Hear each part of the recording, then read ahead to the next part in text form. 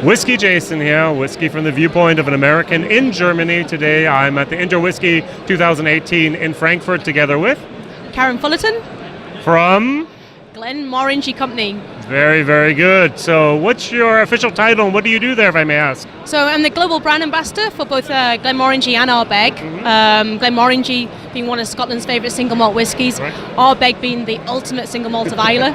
I also work along with the whisky creation team, and I have the great opportunity as well to work in fabulous markets like Germany as well, and spread the good word of our fabulous spirits. Aren't you the person who created Spios?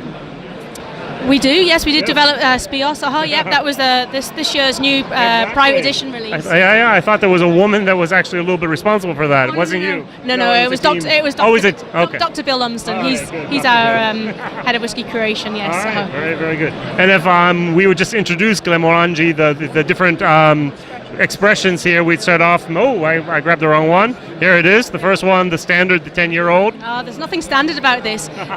This is actually, it's called the original because back in 1918, this is when the age statement of Glenmorangie came about in 1918 as a 10-year-old single malt.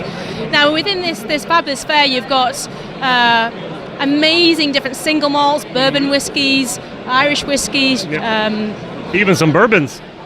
Some great bourbons out there, absolutely. For single malt whiskey, we use the same ingredients. We use water, barley and yeast, of course we do. We all malt it, we all mill it, we mash it, we ferment it, we distill it, we mature it. But we all play slightly different tunes. And the key tunes we play differently at Glenmorangie is, first of all, the size and the shape of our stills. Now we've got a giraffe here just to the right of our stand. The highest, right? And the reason why we've got the giraffe there is because the height of our stills are equivalent to the height of an adult giraffe. They're 5.14 meters in height. And what this means is we collect on the lightest, the finest, the smoothest of spirit. Any of the impure alcohols will simply fall back down to the neck of the still. The second thing about Glenmorangie is that we were the first to actually really inject wood management. Right. And this came about in the late 1970s, early 80s. And we researched everything about oak, where it was grown in the world, how fast or slow it grows. And we discovered that the best oak comes from the Ozark Mountains in America, where the trees are north-facing. Exactly. Certainly for this one here, which is the Astar, this is actually Glenmorangie made in the exact same way as the original. The difference being that it's been matured in our designer casks. And what makes them designer is that we've hand selected these trees. The trees are roughly 120 to 150 years. They're slow growth, so we have a really tight grain structure. The wood is air seasoned for at least 24 months. The casks, instead of just being charred, they're toasted and charred to release more of the wood sugars. Of course, they're still seasoned with bourbon. But from one tree, we just get 2 casks, and from those 2 casks are only ever used twice. It's like Glenmorangie on steroids. Exactly. I just love it. You actually lease or you lend your casks to the bourbon so that they are bourbon casks. But you actually have the entire control of the entire process up until the bottled product is there.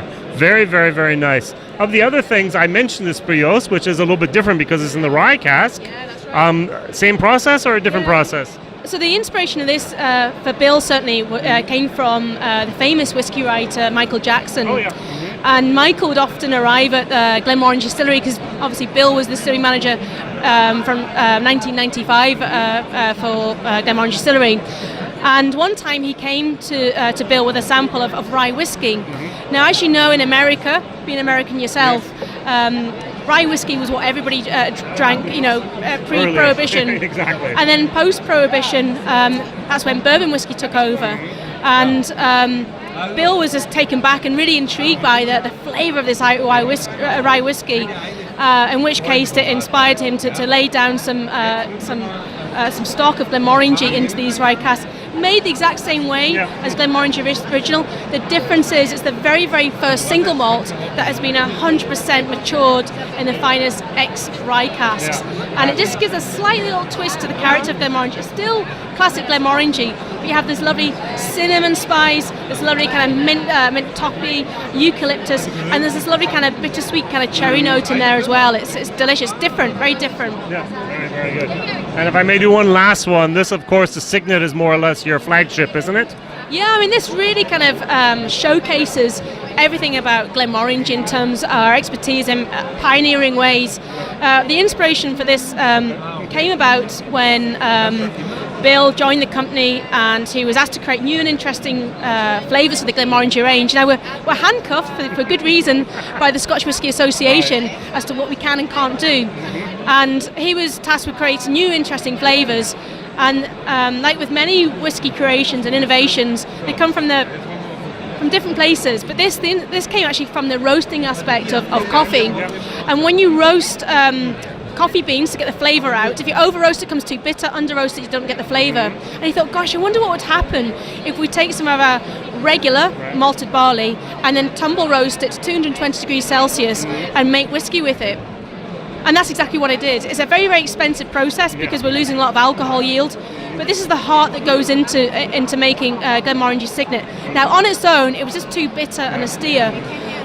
The second part of it is Glenmorangie that's been matured in our designer casks. Right. And the third part is really old and ancient archive Glenmorangie. And all together, you have this beautiful explosion of coffee mocha chocolate, tiramisu, lovely cinnamon and ginger spice.